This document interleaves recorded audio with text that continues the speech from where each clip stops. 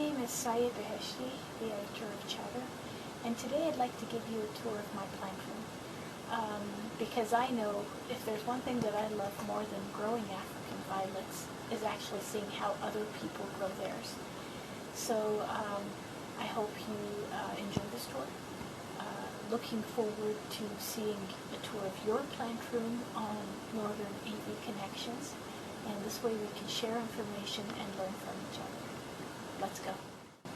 My plant room is just a section of the laundry room that's been partitioned. Here's an old election sign that I've used as a barrier against the cats.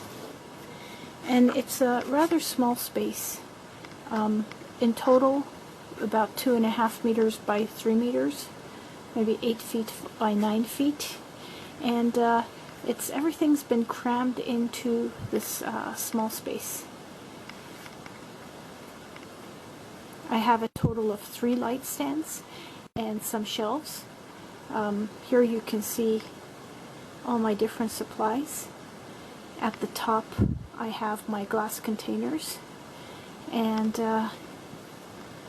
over here bulletin board and my desk and step stool.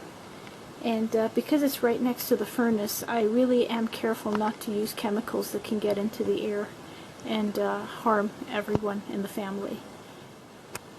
In a small space, it's important to keep things as standardized and organized as possible.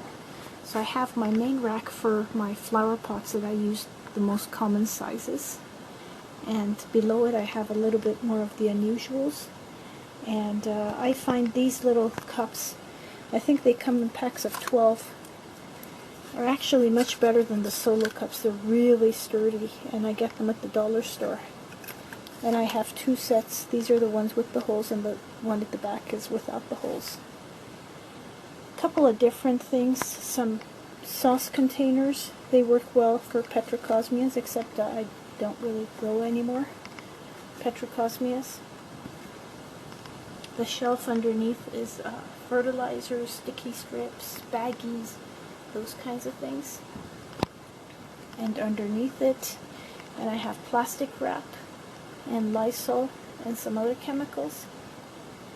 And over here I have clear containers that I use for putting down leaves. And another nice thing I got at the dollar store were these domes. They come with the flower pot at the back. So one of the benefits of living in Canada is having Dollarama, and they come up with amazing products. So these are 3 products that I get from Dollarama. First one is, this is the one I was showing you, but I think this gives you a better idea. This is for taller plants. You can put the pot inside, or if it's a short plant you can just put larger plants. These have the bigger domes. This one is $2. And in cases of extreme emergency, here's the mini pop-up greenhouse. I've actually kept the label because everybody on Facebook keeps asking me, what's that thing, what's that thing? I've used it for trailers. This is what it looks like when it's opened, so it is a fantastic thing for you to have. And between these 3 dollar store Dollarama items, you can really solve your doming problems. One of the nicest things I have in this plant room is this watering system.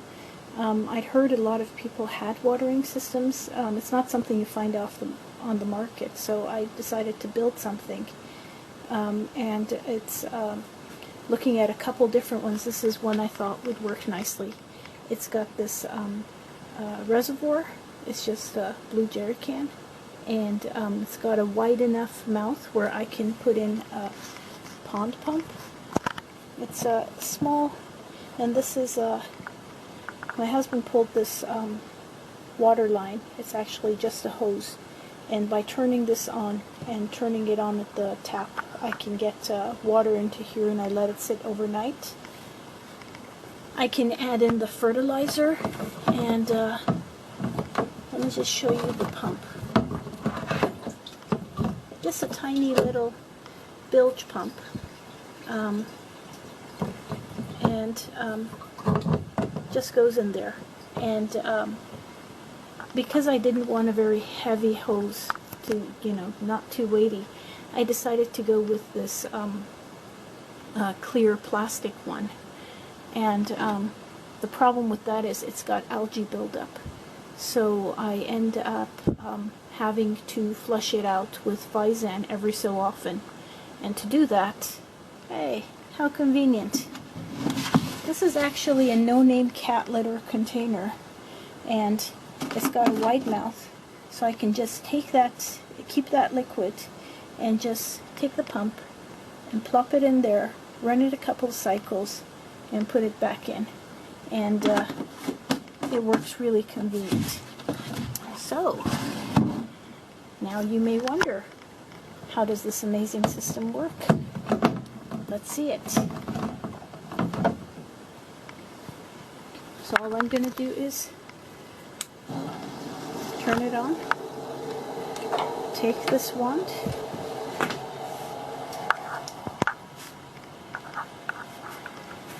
and you can see I can pretty much reach anywhere and water my entire collection. Just poke it between the leaves. And this is just air wand, and it just works really nicely. Even the ones that are really far back, again, whole thing waters in about under 15 minutes.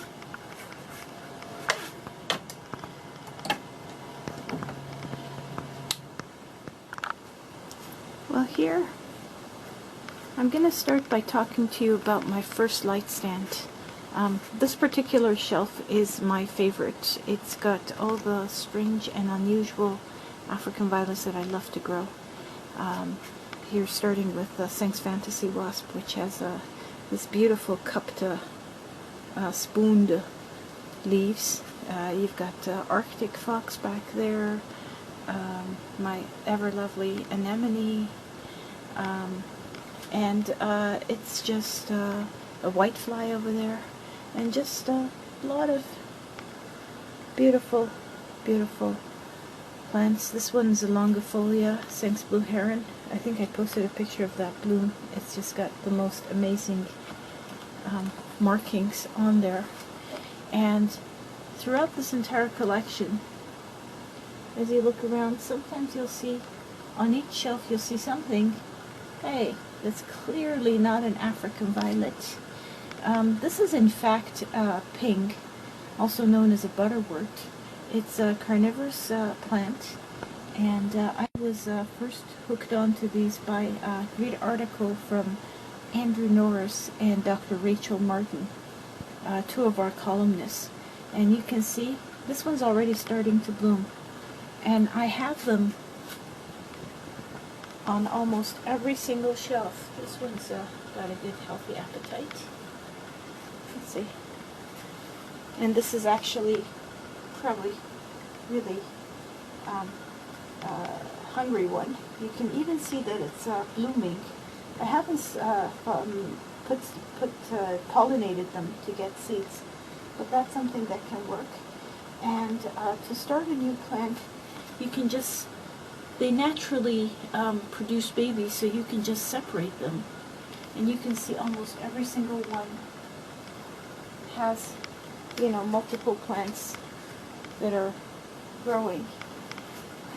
Or you can just take a leaf and lay it down on the sphagnum moss, and what that will do is it will just produce babies from where that leaf touches the moist moss. The second shelf, these are my standards.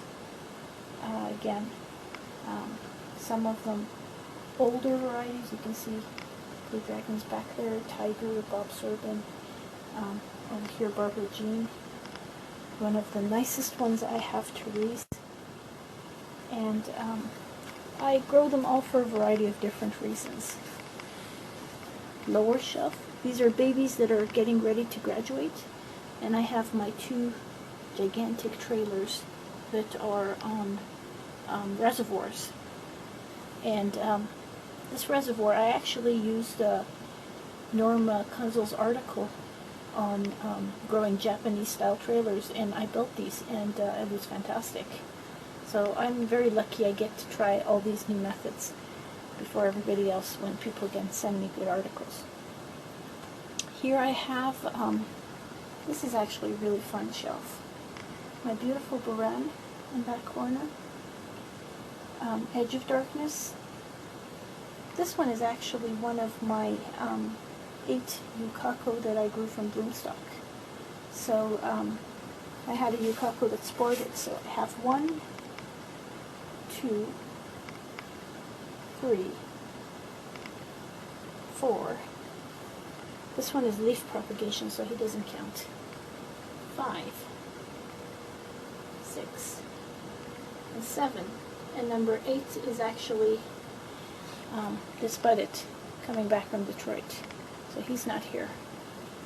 Now you'll notice that this light stand has a acrylic shelf, and this is really good because it allows me to grow stuff at the bottom layer. Because I'm not using the actual trays for this light stand, I can just use them as little drawers and slide them over here. And these are my propagation boxes, and that's why I like standardized things. I'll start with this box, which is the one that I was telling you about, where I take the pings and I just use sphagnum moss, and I put down leaves, and I get all these babies, and they're ready to graduate and start eating bugs in my collection. These ones this is just something I did after Kansas City. Just when I returned, I had a bunch of bloom stalks that people were throwing away from disbudding their chimeras. So shamelessly, I took them up, I labeled them, and I put them in bags, and I brought them here and I potted them up. What are these? Hey, look at that. Candy squirrels. Not a chimera, but it's good. The Alps, Lion's Monique, who's fell over. Harmony's Little Stinker, I've been after that for a while. So Elsie's Raspberry Whisper. And what I've done is I've cut egg crate to fit this size. This allows me to put a lot of little containers and really fine vermiculite, and just have a container. And another thing you'll notice is, depending on the leaf, if it's a big leaf, I'll cut it in half and I'll root the tip separately. Or if it's a longifolia, I'll do the same. And this gives me more of a chance of a success. So, and I always label it on the side because in case the lid gets displaced. So these are always labeled on the side. This shelf, most of the hopefuls that didn't make it to convention, was my unusual container. It's a boot. Max Walkabout Uluru, Tommy Lou, that's Toronto Bell. It's a whole bunch of guys that just didn't make it to convention, including my gorgeous Sinks Bad Girl. And that's the yukaku that's disbudded back there. And on this top shelf, I may have to get a step ladder. This is actually mostly my species and original 10. But a couple of ones have snuck in there. So, most notably this Tom Lensis. I had high hopes for it. It was just too big to go in to the show. Now this is some vegetables that I'm growing for the garden and some storage. But one thing you'll notice is this little guy. This is a Germ Guardian UV filter, and it's part of my three-pronged approach to dealing with powdery mildew. And I just came back to an attack of powdery mildew, so it's really good. It filters the air, it gets the spores, so I'm going to be using this extensively. My second prong of dealing with powdery mildew is this. Fans for air circulation. I've got 2 fans clipped up, and I'll start them. I'll connect them to the timer so when the lights go on, these guys also work. And my third approach is this garden sulfur. And the way it works is, now this one is uncovered, but usually these are covered dishes. I already have their ceramic, so I just pour hot water over them and put them in between the plants, and the vapors will kill the spores. So it's also, again, very non-toxic. In cases of extreme emergency, like what I have right now, I'll use this really soft watercolor brush, and I'll sprinkle a little bit of sulfur directly on the leaves. I'll let it stay for a day, and then I'll wash it off, and it usually takes care of everything. So my last light stand is actually mostly minis and semis, and again, because I've got some clear shelves, I can use the light that filters down for some babies. So lots of little guys. Some of them are growing a little bit too tight, the grill foliage, because of the extra light that I put them under. I've got to start cranking down the light. And you can see just a bunch of them, different ones. And we have the lower shelf. Again, let me zoom on that side. And here is my kindergarten again. Usually only the plants that I start with clean soil will have communal trays. Everything else, these are some of the plants that I got Kansas City and repotted, and some babies, and so they'll have the trays. And this light is actually good in this cooler temperature, and I'm absolutely not in a rush to have anything grow really quickly. So next comes my desk, and it's pretty convenient work area. I've had a bunch of different methods, but I ended up in using one of these, so I can have my perlite, light, fine vermiculite and soil, and coarse vermiculite, and it's sealed containers. And this little step stool works really well. Some of my most useful tools are, of course, a sucker flicker. I've got some spoons. It's a Baskin Robin. I like these scissors because they have a little hook that you can hook behind the leaf. Some cutters, of course, my tall tweezers, a good old kitchen knife for cutting out root balls, trimming back, a thin masking tape for labeling, a thin electric tape. It's yellow, so it kind of stands out so you can see it. This is interesting. I got this at Princess Automotive, and it can blow air, like if you're doing a lot of cleaning up. At one point you get out of breath. I use the system on and off of putting color-coded dots on plants, on the flower pots, to quickly be able to tell what they are and if they should be moved up or not. And of course a little spray, aerosol spray. It's good for traveling around. One of the things that really is useful is this Lazy Susan. So when you're working on, whether it's a trailer or something that you're looking for form, you just put the plant on there and you roll it around. So it's really useful. Well, everyone, thank you so much for coming and visiting my plant room. I look forward to seeing a video of your plant room on Northern AV Connections, and I hope that together we can grow better African violets. See you soon.